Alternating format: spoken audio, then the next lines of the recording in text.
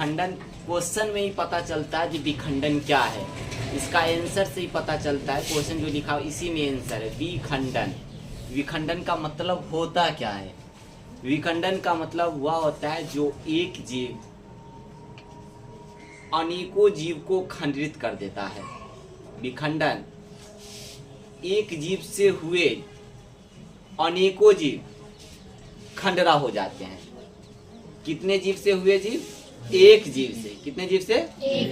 एक जीव से हुए अनेकों जीव में खंडित होते हुए संख्या में वृद्धि हो जाए। क्या चीज में वृद्धि हो जाए? संख्या में वृद्धि हो जाए। ध्यान से सुनिएगा, विखंडन एक जीव से हुए जीव अनेकों जीव को संख्या में वृद्धि कर दे। क्या चीज में वृद्धि कर दे? संख्या में वृद्धि कर दे, उसे मैंने क्या कहता है? विखंडन। तो कहेंगे सर कैसे? अगर यहाँ पे कोई ऐसा जीव है, एक ए और बी, फिर ये भी कर दिया, बी और सी, फिर ये भी कर दिया, डी और खंडित होते जा रहा है ना, बढ़ते चल जाएगा, वो जेड तक चल जाएगा। लेकिन स्टार्ट कितने से हुआ? एक जीव से। एक जीव से हुए जीव अनेकों जीव खंडरा होते हुए संख्या में क्या कर दे? वृद्धि, यानी वह बढ़ जाए, वह क्या हो जाए? उसे हम क्या कहेंगे? विखंडन। क्लियर? कोई दिक्कत इसमें? तो कहेंगे सर अब विखंडन कितने भागों में बांटा गया है? दिखाई दे रहा है आपको? एक क्या है और ये क्या है आपका? अब ने ध्यान से सुनो और सही से कोशिश करना जो बोले। विखंडन दो भागों में बांटा गया है, इसका भी आंसर उसी में। मैंने बोला द्विखंडन और क्या बोला? बहुखंडन। देखो द्विखंडन, अब द्विखंडन किसे कहते हैं? बहुखंडन का तो मैंने आंसर दिया ना। एक जीव से हुए जीव वह अनेकों जीवों में खंडरा हो जाए, यानी खंडित हो जाए और संख्या में क्या कर दे? वृद्धि कर दे, उसे हम क्या कहते हैं? खंडन। अब विखंडन और विखंडन कितने प्रकार के होते हैं? दो। कौन कौन?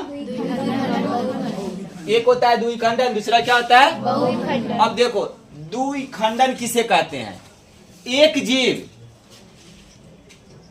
यानी एक कोशिकीय जीव। एक जीव का मतलब एक कोशिकीय जीव दो जीव को निर्माण कर दे। एक कोशिकीय जीव कितने जीव को निर्माण कर दे? उसे हम क्या कहेंगे?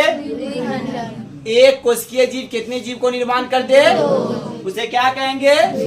द्विखंडन। जैसे अमीबा, जैसे टिक करके बैठ, जैसे अमीबा। ध्यान से सुनो फिर और सही से आंसर देना। एक कोशिकीय जीव कितने जीव को निर्माण कर दे? उसे क्या कहेंगे? जैसे जैसे क्लियर हो गया? अब यहाँ पे क्वेश्चन आता है बहुखंडन।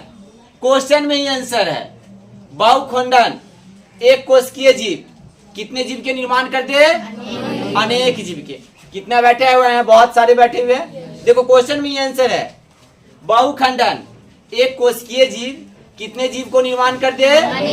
उसे क्या कहेंगे? उसे क्या कहेंगे? कोई दिक्कत? जैसे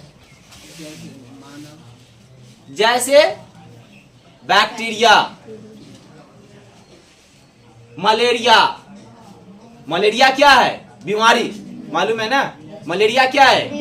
अगर एक बार वायरस फैलता है तो सब पूरे गांव में हो जाता है, घर वाले को। कोरोना वायरस क्या था?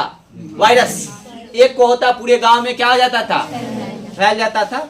तो बहुखंडन, बहुखंडन एक कोशिकीय जीव कितने जीव को निर्माण कर दे? उसे क्या कहेंगे? जैसे यानी परजीवी बैक्टीरिया या फैलेरिया, फैलेरिया या क्या चीज? कोई दिक्कत? समझ रहे हैं? अब यहाँ पे देख लीजिए, अब दोनों में अंतर। तो 10वें के एग्जाम में आता है अंतर 2-3। अगर 2 मार्क्स में है 1, 2, 3 को लिखेंगे, इससे ज्यादा लिखने की आवश्यकता नहीं है। अगर 5 मार्क्स में है तो 5 को इधर 5 को इधर लिख देंगे, 4-5 इधर 4-5 इधर, तो 5 मार्क्स मिल जाएगा। कोई दिक्कत? अब यहाँ आता है इसमें 2 संतान की उत्पत्ति होती है। द्विखंडन में कितने संतान की उत्पत्ति होंगे? 2 संतति का होगा। देखो क्वेश्चन में ही आंसर द्विखंडन में कितने संतान के निर्माण होंगे? दो संतति का। इसमें केंद्रक निकाय एक बार ही विभाजन होता है, यानी इसमें केंद्रक के काम कितने बार होता है? एक बार। संतति का निर्माण कितना होते हैं? 2 बार। इसमें कोई अवशोषी भाग नहीं बचता है। जब निर्माण होता है तो इसमें कोई भाग बचता नहीं, पूरा खत्म, क्लियर, कोई दिक्कत? अब यह अनुकूलित परिस्थितियों में होता है। अनुकूलित का मतलब इसका कोई गतागम समय नहीं, अनुकूलित किसी भी समय, इसका कोई सीमा नहीं है, ठीक है। अब कहता है इसमें जीवों में अर्धतत्व आता है। जीवों में क्या आता है? अर्धतत्व आता है। Bacteria, paramecium, amoeba. अब देखो द्विखंडन में मैंने बोला क्या पाया जाता है? अमीबा। उसके बाद क्या पाया जाता है? पैरामीशियम। उसके बाद क्या पाया जाता है? बैक्टीरिया। कोई दिक्कत? अब आपका ऑब्जेक्टिव क्वेश्चन में आएगा, सर पैरामीशियम पाया जाता है क्या? सर अमीबा पाया जाता है क्या? अमीबा का संबंध है क्या? पैरामीशियम का संबंध है क्या? द्विखंडन में कितने संतान के निर्माण होते हैं? केंद्र कितने होते हैं? एक होते हैं। इसमें कोई अवशेषी भाग बचता है क्या? नहीं। कोई दिक्कत?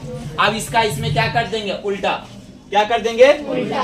इसमें कई संतान की उत्पत्ति होती है। कई का मतलब बहुत। इसमें कितने संतान की उत्पत्ति होती है? बहुत। इसमें केंद्र की निकाय बारंबार होती है, यानी अधिक होता है। एक से क्या होता है? अधिक। एक से अधिक होता है, यानी इसका जनसंख्या कार्य जो होता है ना सबसे ज्यादा होता है, सर्वाधिक होता है। इसमें अवशेषी भाग से क्या होता है? बच जाता है। इसमें अवशेषी भाग क्या हो जाते हैं? बच जाते हैं। यह अनुकूलित तथा विपरीत दोनों ही परिस्थिति में काम करते हैं। अनुकूलित में भी, अनुकूलित में भी, यानी दोनों में यह कार्य करते हैं। दोनों में क्या करते हैं? इसमें अरम तत्व का अभाव होता है। क्या कहते हैं इसमें? अरम तत्व का क्या होता है? ऑफिस बंद है, इसमें सामान थोड़ा साफ सफाई करना है। अब कहता है सर बहुखंडन का कार्य है क्या? किससे? प्लाज्मोडियम से बहुखंडन पाया जाता है, प्लाज्मोडियम में। अब कहेंगे सर प्लाज्मोडियम का संबंध है। अब सब्जेक्टिव की बात करें तो अंतर बता दिए। अब कभी आपका क्वेश्चन आवे कि सर द्विखंडन और बहुखंडन में अंतर बताए, तो आपने एक ही चीज देना, द्विखंडन और बहुखंड। द्विखंडन एक कोशिकीय जीव है जो दो जीव का क्या करते हैं? निर्माण करते हैं, जैसे बैक्टीरिया, पैरामीशियम और क्या चीज? अमीबा। अब बहुखंडन है क्या? तो सर यह कोशिकीय जीव है जो अनेकों जीव को क्या कर देते हैं? निर्माण कर देते हैं। इसमें कई संतान की उत्पत्ति होती है, लेकिन इसमें प्लाज्मोडियम भी पाया जाता है। कोई दिक्कत? आंसर हो गया। तो मैंने लिखा अंतर, लेकिन आंसर बताया। विखंडन किसे कहते हैं? द्विखंडन, बहुखंडन। 3 को प्रश्न उत्तर हो गया जो आप अपना स्तर से ही लिखेंगे। अब बात हम फिर इसमें क्या करेंगे मालूम है? ऑक्सीश्वसन और क्या है? अब इसको करीब से देखेंगे, इसके बारे में पूरा जानेंगे।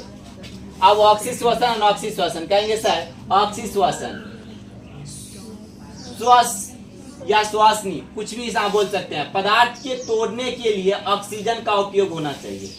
अब यहाँ पे जानेंगे सीधी सी बात, हमें किसी भी जीव हो, जंतु हो, वनस्पति, उसको ऑक्सीजन चाहिए या नहीं चाहिए? बिल्कुल चाहिए। ऑक्सीजन के बाद उसे पानी चाहिए या नहीं चाहिए? बिल्कुल चाहिए, है ना।